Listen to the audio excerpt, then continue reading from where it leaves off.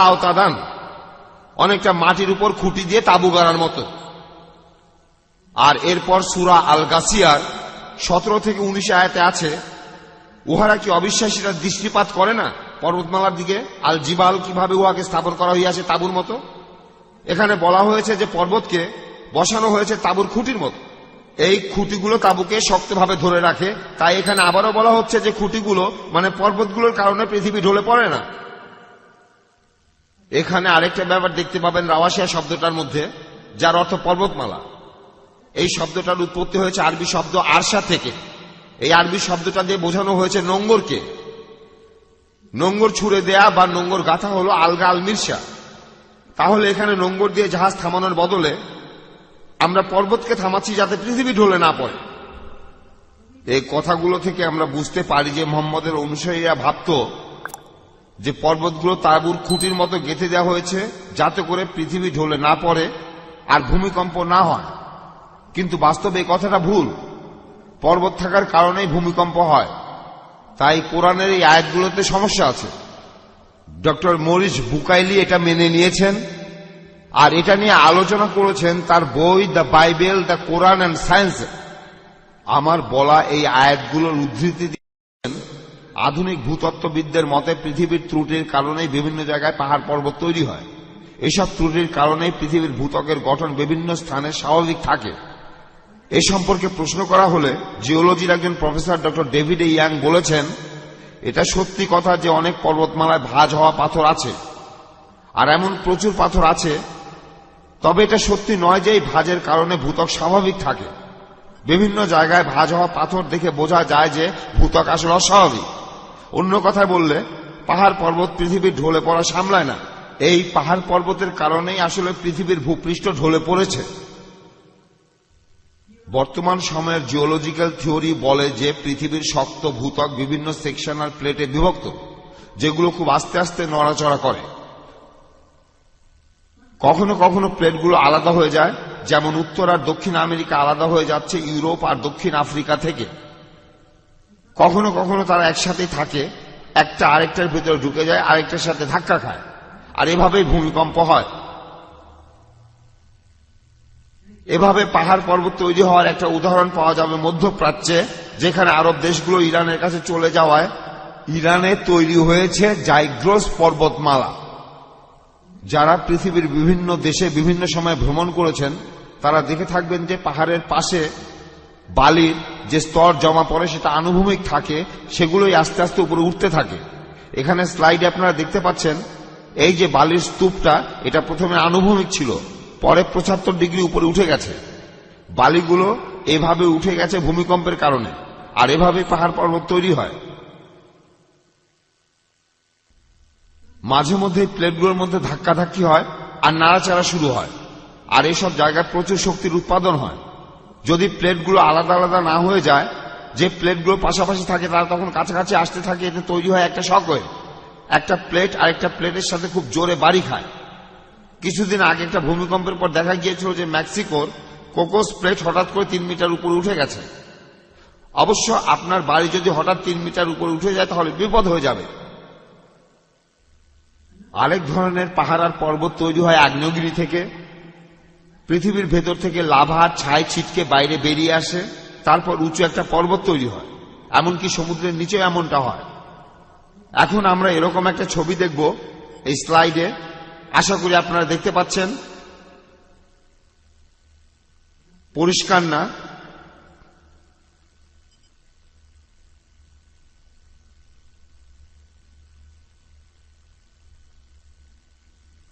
সমুদ্র পৃষ্ঠের ভূত্বক হলো এখানে, আর এখানে হলো মহাদেশগুলোর ভূত্বক, আর সমুদ্রের ভূত্বক মহাদেশের ভূত্বকের নিচে চলে যাচ্ছে, আর এসব জায়গায় তৈরি হচ্ছে পাহাড়। এটা হলো আগ্নেয়গিরি, আর এটা হলো ম্যাগমা বা গলিত পাথর। এই আগ্নেয়গিরি থেকে বের হয়, আর এটা আরেকটা আগ্নেয়গিরি যেটা থেকে ম্যাগমা বের হয়ে আসছে। তাহলে এভাবেই পাহাড় পর্বত তৈরি হয়ে থাকে, আর এই জন্যই ভূমিকম্প হয়।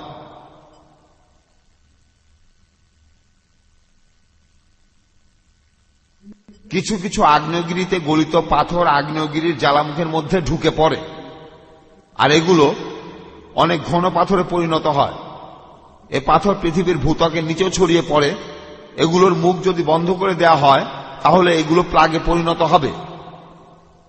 যা হোক, এগুলো শিকড়ের মতো না, এগুলো পাহাড় পর্বতের ভার বহন করে না, এগুলো একদম প্লাগের মতো। তাই মাঝে মধ্যে প্লাগের নিচে প্রেসার তৈরি হলে অগ্নুৎপাত আরম্ভ হয়, যেমনটা হয়েছিল 1883 সালে দক্ষিণ প্রশান্ত মহাসাগরের ক্রাকোটা দ্বীপে। পুরো দ্বীপটাই ধ্বংস হয়ে গিয়েছিল। এই কিছুদিন আগে মাউন্ট সেন্ট হেলেনাতেও একই ঘটনা ঘটেছিল। এ কথা থেকে বলতে পারি যে পৃথিবীতে ধাক্কা ধাক্কা নড়াচড়ার জন্যই পাহাড় পর্বত তৈরি হয়, আর এইসব পাহাড় পর্বত তৈরি হওয়ার কারণেই ভূমিকম্প হয়। যখন প্লেটগুলো একে অন্যের উপরে উঠে যায় তখন ভূমিকম্প হয়, যখন অগ্নুৎপাত হয় তখন ভূমিকম্প হয়। তবে একথা পরিষ্কার যে মুহাম্মদের অনুসারীরা এইসব আয়াত বিশ্বাস করত যে আল্লাহ এইসব পাহাড়কে নিচে ফেলে দিয়েছেন তাঁবুর খুঁটির মতো বা নোঙরের মতো, যাতে পৃথিবী ঢলে না পড়ে। পৃথিবীতে পাহাড় ছুঁড়ে ফেলাটা কবিতা হতে পারে, তবে যদি বলেন পাহাড় পর্বতের কারণে পৃথিবী ঢলে পড়ে না, সেটা ভুল। আধুনিক বিজ্ঞান এরকম কোনো কথা বলে না। এবার আমরা দেখব যে সূর্য সম্পর্কে কি বলে, কোরআন কি বলে সূর্য সম্পর্কে।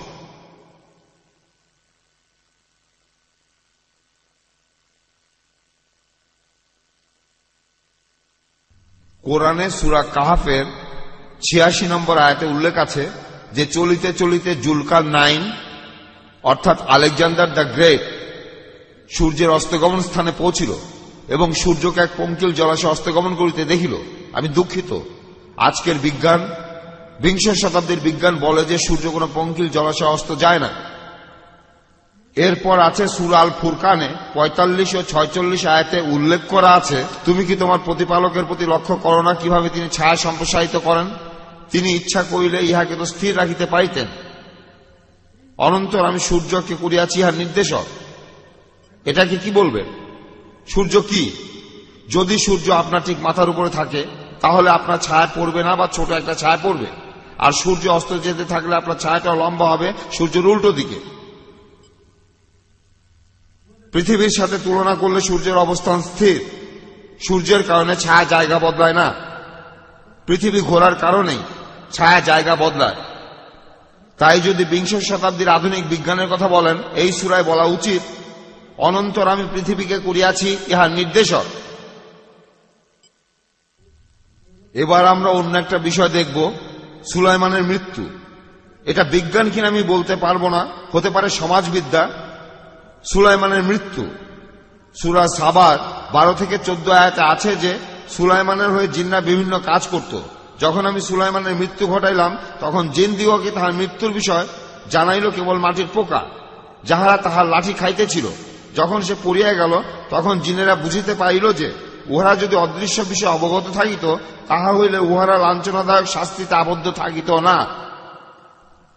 তাহলে নবী সুলাইমান মারা গেছেন, কিন্তু লাঠিতে ভর দিয়ে দাঁড়িয়ে আছেন। মরক্কো রাস্তা একটা লোকের মতো যে সব পথচারীদের দেখছে, আর কেউ এসে জিজ্ঞাসা করছে না সে কি খাবে। কোনো জেনারেল অর্ডার নিতে আসে না, অথবা তার কোনো মন্ত্রী এসে বলে না শিকার করতে যাবে কিনা। কেউই খেয়াল করে না। আমি দুঃখিত, আমি এই গল্পটা বিশ্বাস করি না। এটা কোনো আধুনিক বিংশ শতাব্দীর সমাজবিদ্যা অথবা সপ্তম শতাব্দীর কোনো সমাজবিদ্যা নয়। কোথায় কোনো রাজা এভাবে একা একা থাকেন না। শেষে আমরা দেখব দুধ সম্পর্কে।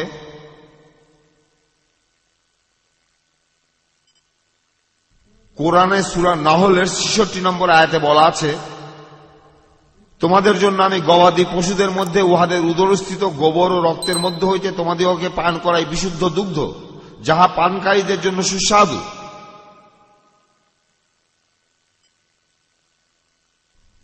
উদরের মধ্যেই ক্ষুদ্রান্ত বৃহদন্ত থাকে। আধুনিক চিকিৎসা বিজ্ঞান বলে উদরের মধ্যেই ক্ষুদ্রান্ত বৃহদন্ত থাকে। চামড়ার নিচে স্তন গ্রন্থি, মানুষের বেলায় থাকে এখানে। গবাদি পশুর ক্ষেত্রে এটা থাকে পায়ের চামড়ার নিচে। গবাদি পশুর দুধ আর ক্ষুদ্রান্ত বৃহদন্তের মধ্যে কোনো সম্পর্ক নেই। এটার সাথে শুধু মলমূত্রের সম্পর্ক আছে। মলমূত্র শরীরের মধ্যে তৈরি হয়, তারপর শরীরের বাইরে বেরিয়ে যায়। এটার সাথে দুধের সম্পর্ক নেই। গবাদি পশুর দুধের সাথে এটার কোনো সম্পর্ক নেই, কোনো সম্পর্ক নেই। সবশেষে এবার আমরা দেখব সম্প্রদায় নিয়ে। কোরআনে সূরা আনামের ৩৮ নম্বর আয়াতে আছে, ভূপৃষ্ঠে বিচরণকারী এমন জীব নাই অথবা নিজ ডানার সাহায্যে এমন কোন পাখি ওড়ে না যাহারা তোমাদের মতো একটি উম্মত।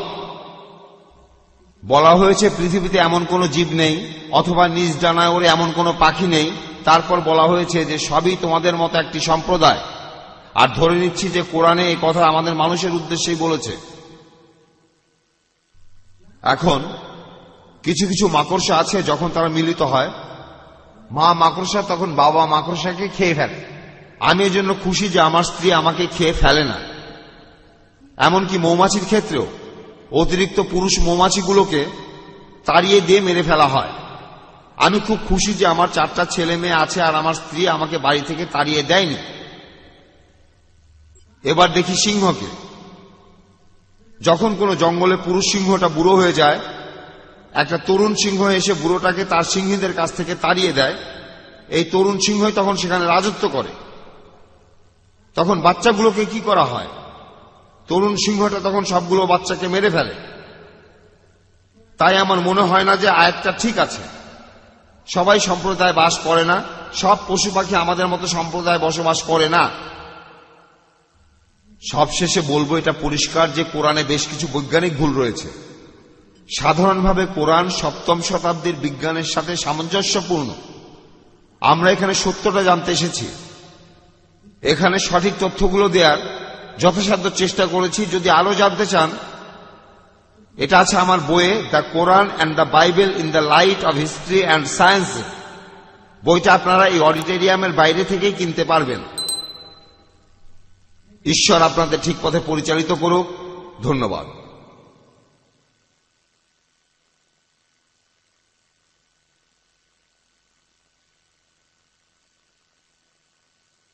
ডক্টর উইলিয়াম ক্যাম্বেল, আপনাকে অনেক ধন্যবাদ।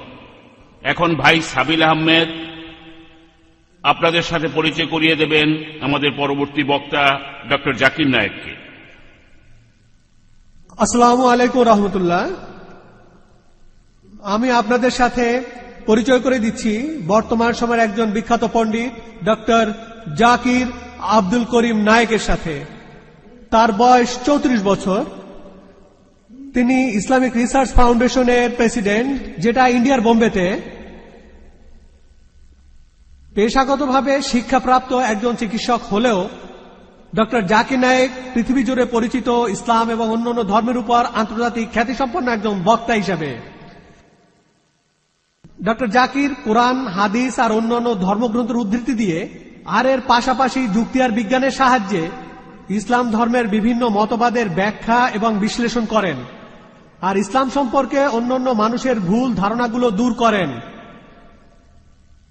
তিনি তার সুচিন্তিত মতামত আর অকাট্য যুক্তি দিয়ে বলা উত্তরগুলোর জন্য বিখ্যাত। যখন শ্রোতারা তার লেকচার শেষে বিভিন্ন প্রশ্ন করেন। গত 4 বছরে এ পর্যন্ত ডক্টর জাকির নায়েক 400টিরও বেশি পাবলিক লেকচার দিয়েছেন বিভিন্ন দেশে। এছাড়াও ইন্ডিয়াতে অনেক লেকচার দিয়েছেন। পৃথিবীর বিভিন্ন দেশের অনেক টিভি চ্যানেল আর স্যাটেলাইট টিভি চ্যানেলে তার অনুষ্ঠান নিয়মিতভাবে প্রচারিত হয়। তিনি ইসলাম ও অন্যান্য ধর্মের উপর বই লিখেছেন। অন্যান্য ধর্মের অনুসারী অনেক বিখ্যাত লোকদের সাথে তিনি প্রচুর সিম্পোজিয়াম আর আলোচনা অনুষ্ঠানে অংশ নিয়েছেন। আপনাদের একটা কথা বলি, যখন আমাদের 2 জন বক্তার লেকচার পুরোপুরি শেষ হয়ে যাবে তখন আপনাদের জন্য থাকবে উন্মুক্ত প্রশ্নোত্তর পর্ব। তাই যারা পরে এসেছেন তাদের বলছি, প্রথমে আপনারা মাইকে প্রশ্ন করবেন, তারপর ইন্ডেক্স কার্ডে করবেন। লেডিজ অ্যান্ড জেন্টলম্যান, আপনাদের সামনে এখন লেকচার দেবেন ডক্টর জাকির নায়েক।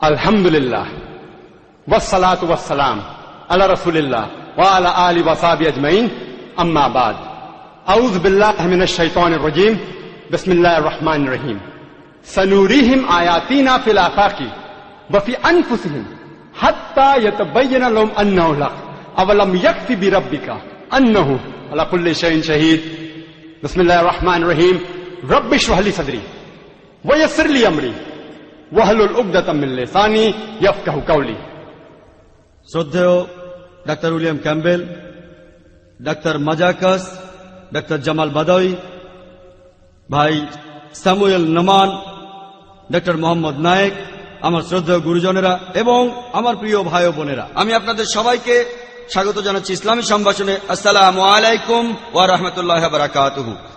আল্লাহ সুবহানাহু ওয়া তাআলার শান্তি, দয়া আর আশীর্বাদ আপনাদের সবার উপর বর্ষিত হোক। আজকের এই আলোচনার বিষয়বস্তু হল আধুনিক বিজ্ঞানের আলোকে কোরআন এবং বাইবেল। পবিত্র কোরআন হল সর্বশেষ আর চূড়ান্ত আসমানি কিতাব, যেটা নাজিল হয়েছিল সর্বশেষ আর চূড়ান্ত নবী মুহাম্মদ সাল্লাল্লাহু আলাইহি ওয়াসাল্লামের উপর। যদি কোনো বইকে দাবি করা হয় যে সেটা আল্লাহ তাআলার আসমানি কিতাব, তাহলে বইটাকে সময়ের পরীক্ষায় উত্তীর্ণ হতে হবে। আগেকার দিনগুলোতে সেই দিনগুলোকে বলা হতো অলৌকিক কাজের যুগ। আলহামদুলিল্লাহ, পবিত্র কোরআন হল সবচেয়ে শ্রেষ্ঠ অলৌকিক। এরপরে পৃথিবীতে আসলো কবিতা আর সাহিত্যের যুগ। তখন মুসলিম তারা উভয় স্বীকার করত যে কোরআন হল পৃথিবীতে আসা এ পর্যন্ত সবচেয়ে শ্রেষ্ঠ সাহিত্যকর্ম। তবে বর্তমানে পৃথিবীতে চলছে বিজ্ঞান আর প্রযুক্তির যুগ। আসুন দেখা যাক কোরআনের সাথে আধুনিক বিজ্ঞানের কোনো সামঞ্জস্য আছে নাকি নেই।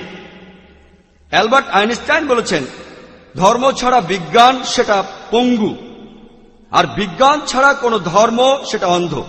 আপনাদের মনে করিয়ে দেই যে পবিত্র কোরআন কোনো সায়েন্সের বই না। SCIENCE, এতে আছে নিদর্শন বা সাইন। SIGN, এই বইতে আছে আয়াত, আর কোরআনে আছে 600-এরও বেশি সাইন বা আয়াত, যার মধ্যে 1000টা আয়াতে সায়েন্সের কথা বলা হয়েছে। আজকের এই আলোচনার বিষয়টা হল কোরআন আর বিজ্ঞান নিয়ে। তাই আমি আজকে শুধু বিজ্ঞানের বিভিন্ন ঘটনা নিয়ে আলোচনা করব। এখানে কোনো বৈজ্ঞানিক অনুমান বা থিওরির কথা আমি বলবো না, যেগুলো শুধু অনুমান, কোনো প্রমাণ নেই। আর আমরা সবাই জানি বিজ্ঞান অনেক সময় সিদ্ধান্ত বদলায়। মরিস বুকাইলির বইয়ের উত্তরে ডক্টর উইলিয়াম ক্যাম্বেল একটা বই লিখেছেন, the Quran and the Bible in the history and science. তিনি তার বইয়ে লিখেছেন দুইভাবে আলোচনা করা যায়। একটা হল একমত হয়ে আলোচনা, যেখানে ধর্মগ্রন্থের সাথে বিজ্ঞানের সামঞ্জস্য নিয়ে আলোচনা করা হয়।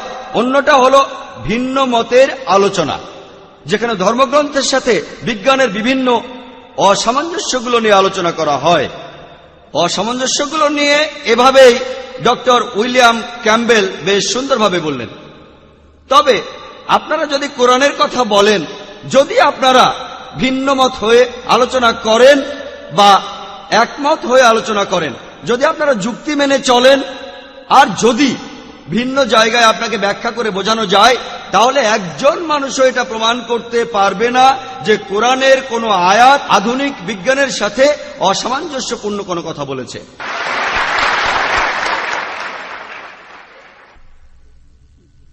ডক্টর উইলিয়াম ক্যাম্বেল তার লেকচারে কোরআনের বেশ কিছু বৈজ্ঞানিক ভুলের কথা বলেছেন, আর আমার উচিত হবে তার এই যুক্তিগুলো খণ্ডন করা।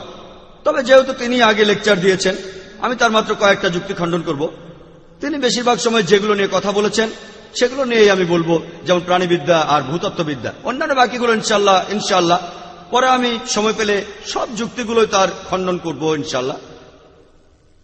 আমাকে দুটোই করতে হবে। আলোচনার বিষয়ের উপর আমি অবিচার করতে চাই না। বিষয়টা হল বিজ্ঞানের আলোকে কোরআন ও বাইবেল। আমি শুধু একটা ধর্মগ্রন্থ নিয়ে কথা বলবো না।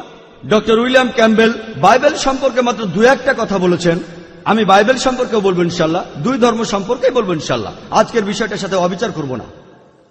এখন পবিত্র কোরআন সম্পর্কে বলি। আধুনিক জ্যোতির্বিদরা বলছে, বিজ্ঞানীরা, জ্যোতির্বিদরা কয়েক দশক আগে তারা বর্ণনা দিয়েছেন কিভাবে আমাদের এই বিশ্বজগৎ তৈরি হয়েছে। এটা বলা হয়েছে বিগ ব্যাং।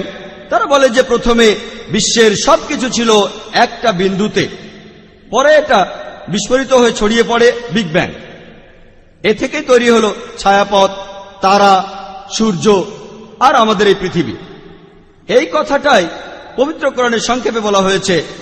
সূরা আম্বিয়ার 21 নম্বর আয়াতে উল্লেখ আছে, अवलम यरल्लज़ीना कफरू কাফিররা কি ভাবিয়া দেখে না अन्न समावाति वल अर्दा আকাশমণ্ডলীয় পৃথিবী ওতপ্রোতভাবে মিশিয়া ছিল, আমি উভয়কে পৃথক করিয়া দিলাম।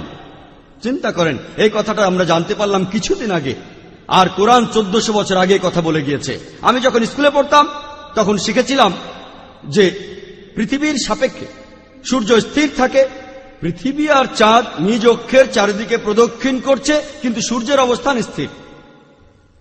কিন্তু পবিত্র কোরআনের একটা আয়াতে পড়লাম, সূরা আম্বিয়ার 33 নম্বর আয়াতে উল্লেখ আছে যে हुवल्लज़ी खलक़ल लैल वन नहार আল্লাহ সৃষ্টি করিয়েছেন রাত্রি এবং দিবস, वश्शम्स वल कमर সূর্য এবং চন্দ্র। कुल्लुन फी फलक यस्बहुन। এদের মধ্যে প্রত্যেকে নিজ নিজ কক্ষপথে বিচরণ করে। এখন আলহামদুলিল্লাহ আধুনিক বিজ্ঞান কোরআনের এই কথার সাথে একমত। কোরআনে যে আরবি শব্দটা বলা হয়েছে ইয়াজবাহুন, সেটার অর্থ চলন্ত কোনো কিছুর গতি। যখন সৌরজগতের কথা বলা হচ্ছে, এটার অর্থ নিজ অক্ষের চারপাশে প্রদক্ষিণ করা। তাই কোরআন বলছে যে সূর্য এবং চাঁদ গতিশীল এবং নিজ অক্ষের চারপাশে ঘুরে। আজকে আমরা জানি নিজের চারপাশে ঘুরে আসতে সূর্যের প্রায় 25 দিন সময় লাগে। এডভিন হাবল আবিষ্কার করেন যে বিশ্বজগৎ ক্রমশই বাড়ছে। পবিত্র কোরআনের সূরা জারিয়াতের 47 নম্বর আয়াতে উল্লেখ আছে যে আমি নির্মাণ করিয়াছি মহা সম্প্রসারণশীল আকাশ আমার ক্ষমতা বলে।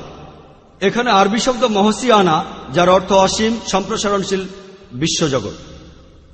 ডক্টর উইলিয়াম ক্যাম্বেল জ্যোতির্বিদ্যা নিয়ে যে যুক্তিগুলো দিলেন, পরে আমি সেগুলো খণ্ডন করব ইনশাল্লাহ। পানিচক্রের কথা বলতে গিয়ে ডক্টর উইলিয়াম ক্যাম্বেল তার লেকচারে বেশ কিছু কথা বললেন।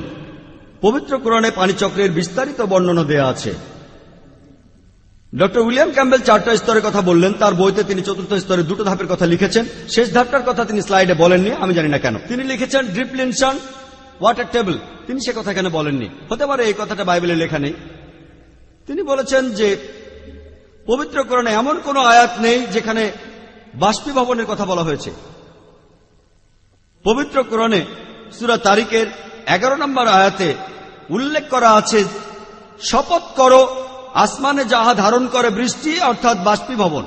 আর কোরআনের অনেক সমালোচক বলেছেন যে পবিত্র কোরআনে সূরা তারিকের 11 নম্বর আয়াতে আসমান থেকে বৃষ্টিপাতের কথা বলা হয়েছে, অর্থাৎ বাষ্পীভবন। ডক্টর উইলিয়াম ক্যাম্বেলের মতো যারা আরবি জানেন তারা বলতে পারেন কেন আল্লাহ তাআলা এই কথা বলেননি যে वस्समाई ज़ातिल मतर, অর্থাৎ আসমান থেকে বৃষ্টি ফিরিয়ে দেওয়া হয়। আল্লাহ বিশেষভাবে এই কথাটা কেন বলেননি? এখন আমরা জানি কেন আল্লাহ এই কথাটা কোরআনে উল্লেখ করেননি। কারণ আজকের দিনে আমরা জানতে পেরেছি যে ওজোন স্তরের কারণে পৃথিবীর বায়ুমণ্ডলের একটা স্তর, এখান থেকে বৃষ্টির পাশাপাশি আরো অনেক বস্তু আর শক্তি পৃথিবীতে প্রবেশ করে, যার মধ্যে মানুষের জন্য উপকারী অনেক কিছুই আছে।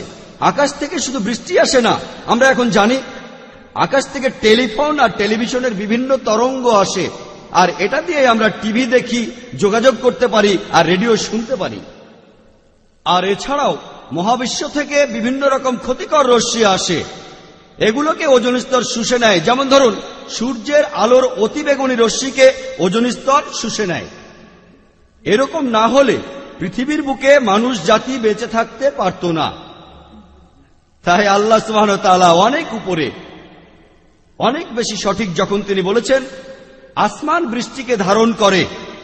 এছাড়া আসমানে ধারণ করা অন্যান্য বস্তুর কথাও কোরআনে বলা হয়েছে।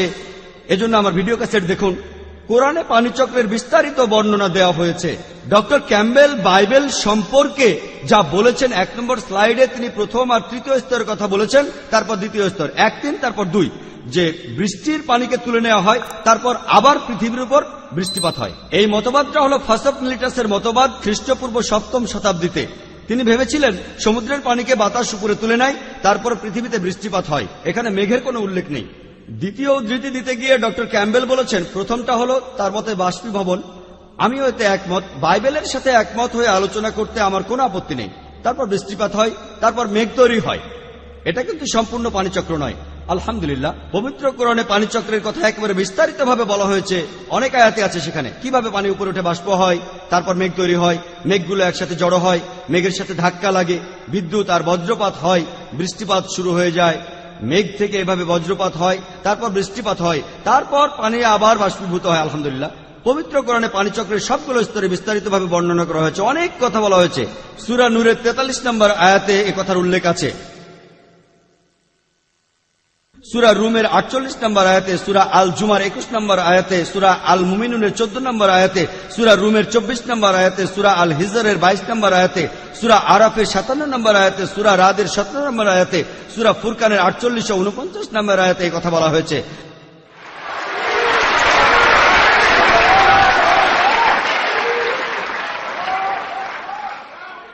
সূরা ফাতির 9 নম্বর আয়াতে, সূরা ইয়াসিনের 34 নম্বর আয়াতে, সূরা জাসিয়ার 5 নম্বর আয়াতে, সূরা কাফের 9 নম্বর আয়াতে, সূরা ওয়াকিয়ার 68 ও 70 নম্বর আয়াতে, আরো আছে সূরা মুলকের 30 নম্বর আয়াতে পবিত্র কোরআনে পানিচক্রের বিস্তারিত বর্ণনা দেয়া আছে। তাহলে পবিত্র কোরআনে পানিচক্রের বিস্তারিত বর্ণনা আমরা এখানে পেয়েছি। ডক্টর উইলিয়াম ক্যাম্বেল সবচেয়ে বেশি কথা বলেছেন প্রজনন তত্ত্ব নিয়ে বেশিরভাগ সময়, তারপর ভূতত্ত্ববিদ্যা নিয়ে, তারপর আরো 6টা বিষয় আমি সবই নোট করেছি। ভূতত্ত্ববিদ্যা নিয়ে বলি, আমরা আজকের দিনে জানতে পেরেছি, ভূতত্ত্ববিদরাই আমাদেরকে বলেন যে পৃথিবীর ব্যাসার্ধ হল প্রায় 3750 মাইল, আর ভেতরের স্তরের দিকে গরম তরল পদার্থ আছে, সেখানে কোনো জীবন নেই। আর পৃথিবীর উপরের এই ভূত্বক যেখানে আমরা বাস করি এটা খুবই পাতলা, 1 মাইল থেকে 30 মাইল পুরু, কোন জায়গায় আরো বেশি পুরু, তবে বেশিরভাগ জায়গায় 30 মাইল পুরু। আর এটা খুবই স্বাভাবিক যে পৃথিবীর উপরের এই অংশটা পৃথিবীর ভূত্বক নড়াচড়া করবে। পৃথিবীর ভূত্বক ভাঁজ হয়ে যায়, এই জন্য পাহাড় পর্বত তৈরি হয়, এই জন্য পৃথিবী ঢলে পড়ে না। পবিত্র কোরআনে সূরা নাবার 6 এবং 7 নম্বর আয়াতে উল্লেখ আছে যে ওয়াল জিবাল আওতাদা, আমি ভূমিকে করিয়াছি তোমাদের শয্যা এবং পর্বতসমূহকে করিয়াছি কিলক। কোরআনে কথা বলে না পাহাড়গুলোকে কিলক বানিয়ে ছোড়া হয়েছে, পাহাড়গুলো কিলক। আরবি শব্দ আওতাদ অর্থ কিলক বা তাঁবুর খুঁটি। আজকের দিনে আমরা জানি, আধুনিক ভূতত্ত্ববিদ্যা বলে যে পাহাড় পর্বতের গভীর শেকড় থাকে। এটা জানা গিয়েছিল 19বিংশ শতাব্দীর শেষ ভাগে। আর বাইরে থেকে পাহাড় পর্বতের যেটুকু আমরা দেখি সেটা খুবই সামান্য, বেশিরভাগ অংশ মাটির নিচে। কিলকের ক্ষেত্রে যেমন হয়, যেভাবে এটাকে মাটির মধ্যে গাঁথা হয়, ছোট্ট একটা অংশ মাটির উপরে থাকে, বেশিরভাগই থাকে মাটির নিচে, অথবা আইসবার্গের মাথার মতো, এটা শুধু মাথা দেখা যায়, আর 90% থাকে পানির তলায়। কোরআন বলছে, সূরা গাশিয়ার 19 নম্বর আয়াতে বলা আছে, আর সূরা নাজিয়াতের 32 নম্বর আয়াতে বলা আছে, ওয়াল জিবাল আরসাহা, এবং পর্বতকে তিনি দৃঢ়ভাবে প্রথিত করিয়াছেন এবং পর্বতকে তিনি দৃঢ়ভাবে গেঁথে দিয়েছেন। আজকে আধুনিক ভূতত্ত্ববিদ্যা অনেক উন্নত হয়েছে। ডক্টর উইলিয়াম ক্যাম্বেল যে কথা বললেন সেটা হলো প্লেট টেকটনিক্সের থিওরি। এই থিওরিটা মানুষ জেনেছে 1960 সালে পর্বত তৈরি হওয়ার কথা এখানে বলা হয়েছে। এমনকি আজকের দিনের ভূতত্ত্ববিদরাও বলেন যে পাহাড়ের কারণে পৃথিবী কম নড়াচড়া করে। সব ভূতত্ত্ববিদ কথা বলেন না, তবে অনেকে কথা বলেন। আমি এমন কোন জিওলজির বই পড়িনি, আমি ডক্টর উইলিয়াম ক্যাম্বেলকে একটা মাত্র জিওলজির বইয়ের নাম বলতে বলছি, তার সাথে কোনো জিওলজিস্টের কথাবার্তার কথা বলছি না, এসবের গুরুত্ব নেই। ডক্টর কিথ মোরের সাথে তার কথাবার্তা হয়েছে, এখানে প্রমাণ দেন। আর যদি এই বইটা পড়েন, দ্য আর্থ, যে বইটা পৃথিবীর সব ইউনিভার্সিটির জিওলজিতে পড়ানো হয়, এই বইটার লেখকদের একজন যার নাম ফ্র্যাঙ্ক প্রেস, যিনি একসময় আমেরিকার প্রেসিডেন্ট জিমি কার্টারের অ্যাডভাইজার ছিলেন আর আমেরিকার একাডেমি অব সায়েন্সের প্রেসিডেন্ট ছিলেন। তিনি তার বইয়ে লিখেছেন পাহাড় পর্বতগুলো আকারে কিলকের মতো, মাটির নিচেই বেশিরভাগ অংশ। তিনি আরো বলেছেন পাহাড় পর্বতের কাজ হলো পৃথিবীকে ধরে রাখা। আর পবিত্র কোরআনে সূরা আম্বিয়ার 31 নম্বর আয়াতে বলা আছে, সূরা লুকমানের 10 নম্বর আয়াতে বলা আছে, এছাড়াও সূরা নাহালের 15 নম্বর আয়াতে বলা আছে, এবং তিনি পৃথিবীতে সুদৃঢ় পর্বত স্থাপন করিয়াছেন যাহাতে পৃথিবী তোমাদিগকে লইয়া আন্দোলিত না হয়। কোরআনে বলা আছে পাহাড়ের কাজ হলো পৃথিবীর নড়াচড়া থামানো। একথা কোরআনের কোথাও বলা নেই যে পাহাড়ের কাজ ভূমিকম্প ঠেকানো। আর ডক্টর উইলিয়াম ক্যাম্বেল বলেছেন, তিনি তার বইয়ে লিখেছেন, এমনকি লেকচারও বলেছেন যে আপনারা দেখবেন যে পার্বত্য এলাকায় প্রায় ভূমিকম্প হয়, আর পাহাড়ের কারণেই এই ভূমিকম্প হয়ে থাকে। কোরআনে কোথাও নেই যে পর্বত ভূমিকম্প ঠেকায়। ভূমিকম্প শব্দটার আরবি হলো, ডক্টর ক্যাম্বেলও জানেন, সেটা হলো জিলজাল বা জালজালা। আর কোরআনের এই আয়াতগুলোকে বলা হয়েছে তামিদা। তামিদা অর্থ নড়াচড়া করা, ঢলে পড়া, হেলে পড়া। আর পবিত্র কোরআনের সূরা লুকমানের 10 নম্বর আয়াতে বলা আছে, এছাড়াও সূরা নাহালের 15 নম্বর আয়াতে আছে, তিনি পৃথিবীতে সুদৃঢ় পর্বতকে